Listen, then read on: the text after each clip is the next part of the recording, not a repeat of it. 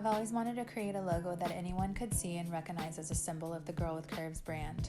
Something classic with a vintage vibe, but fresh, modern, feminine, and timeless.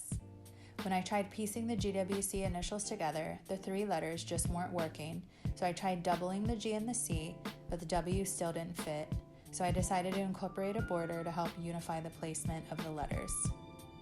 I've always loved quatrefoils for their unique geometric shape that isn't quite a floral, but still has an airy, feminine feel.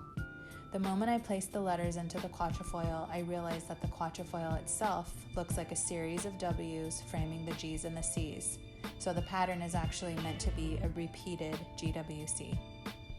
I love that we now have the perfect logo to represent the Girl with Curves brand, and this season we're incorporating it into a few different pieces within the collection.